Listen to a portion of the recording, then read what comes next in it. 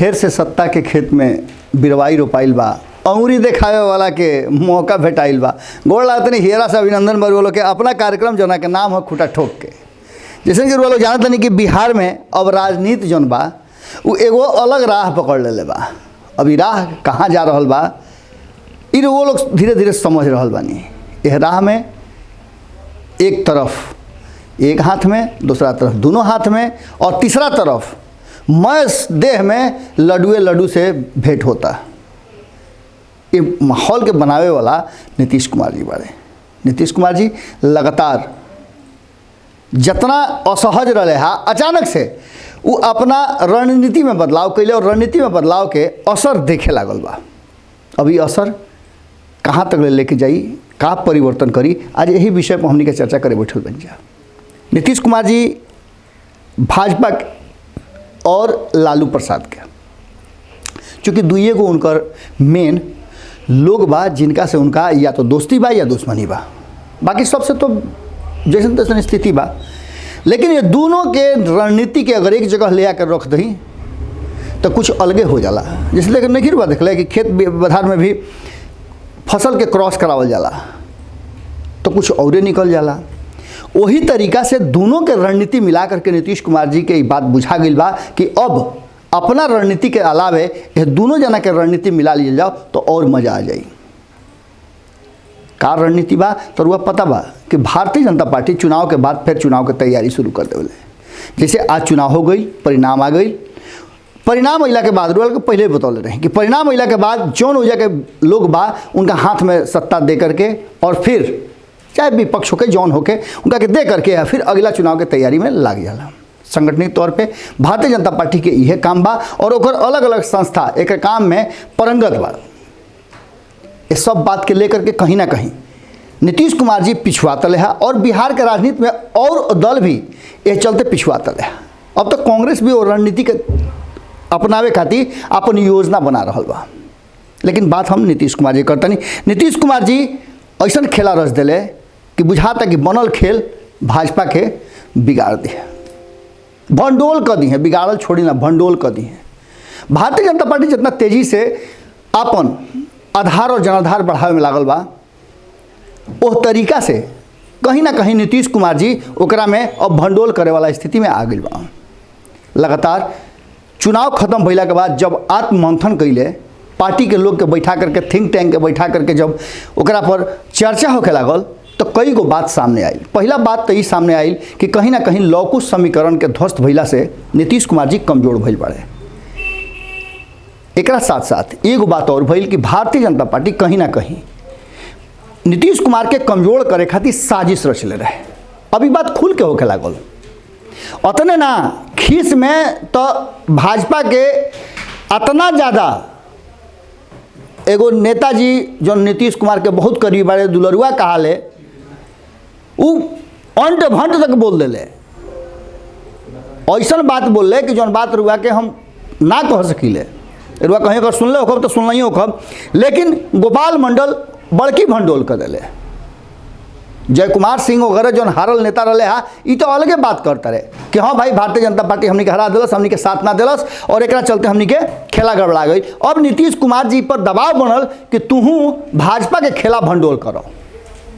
अब एक खातिर रणनीति बन लागल और रणनीति में जैसे ही पता चल तो रुआ लोग पते बा लगातार हमनी खबर दिखाओ जाके दौड़ल अपन भारतीय जनता पार्टी लोग के भेज के नीतीश कुमार जी से बातचीत के सिलसिला फिर से शुरू कैलस। लेकिन माने वाली बात नहीं है।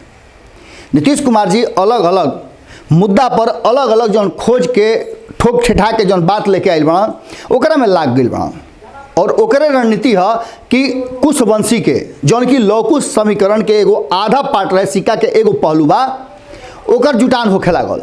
चाहे वो मंजू वर्मा होखस, चाहे कृष्णनंदन वर्मा होखस, चाहे सीपी सिंह होखस, चाहे मेवालाल होखस, इस सब लोग कहीं ना कहीं या तो भाजपा के सतावल बा या फिर कोनो ना कोनो कारण से ये लोग के बड़ा बुरी स्थिति में आकर के और अपन सीट गंवावे के पड़ल बा। मंजू वर्मा के बारे में तो पता बा कि मंजू वर्मा पर आरोप लागल रहे जना घड़ी मंत्री रही, मंत्री से भी इस्तीफा देवे के पड़ रहे और उनका के जुटा करके कृष्णनंदन वर्मा रुआ पता बा कि शिक्षा मंत्री रहे पिछला सरकार में, उनको हार हो गई बा।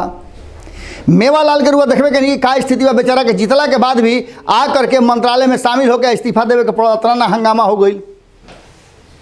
ये सब बात के लेकर के कहीं ना कहीं जो कुशवंशी लोग बा उनका में बड़ा खिसपित रहे। एकरा के समीकरण के बैठावे में पूरा योजना बन गई बा और एकर कमान जौन बा उ देवे के तैयारी हो रहा बड़ुए उपेंद्र कुशवाहा के। उपेंद्र कुशवाहा अपना काम में लाग चुकल बड़े।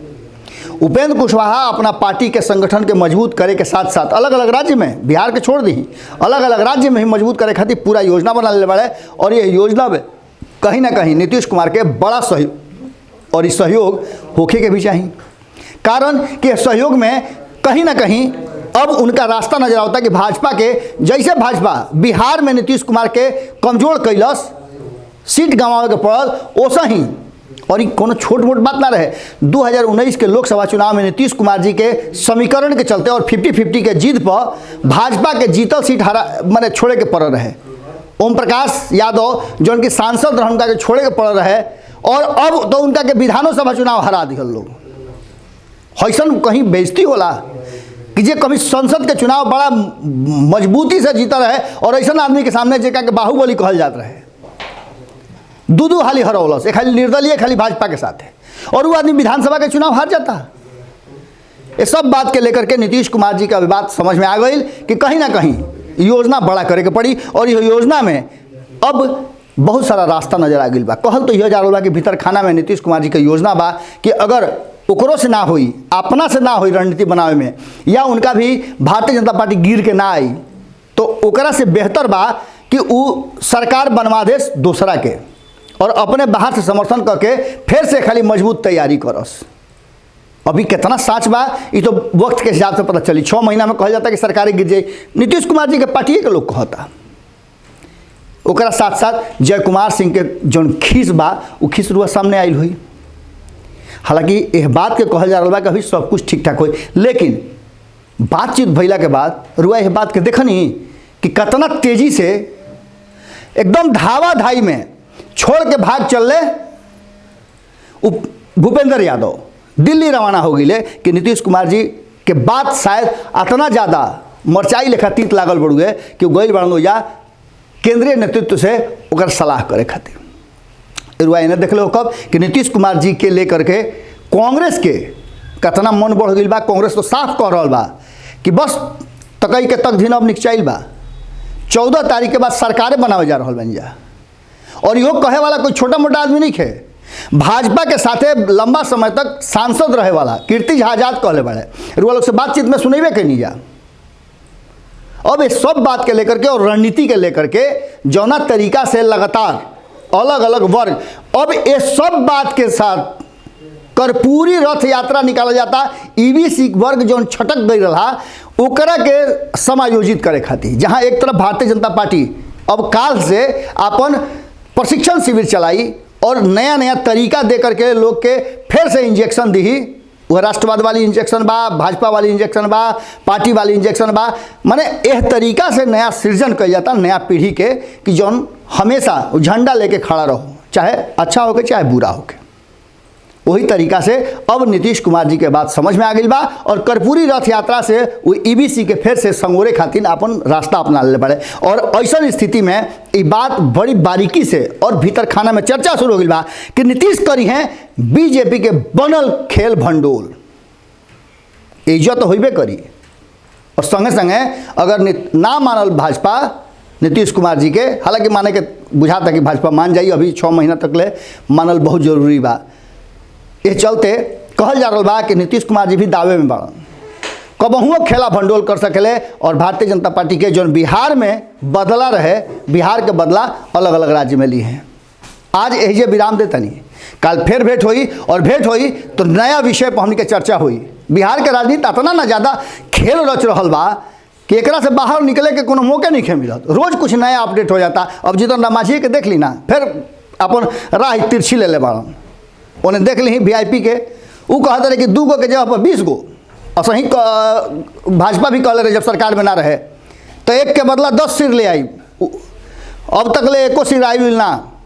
खैर ठीक बा, कल फिर भेंट हुई और फिर यही सब विषय पर चर्चा हुई। गोड़ लागत नहीं।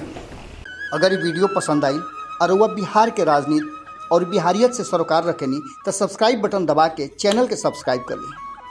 ओजे एगो घंटी बा, ओकरा बटन दबा देला से कुल सटीक और मारक खबर रुआ मुफ्त में मिल जाई। अगर रुआ पत्रकारिता के हमनी के नया प्रयोग में सहयोग कर चाहतानी तो ज्वाइन बटन दबा दी। पेटीएम नंबर नोट कर ली 9386816700। धन्यवाद।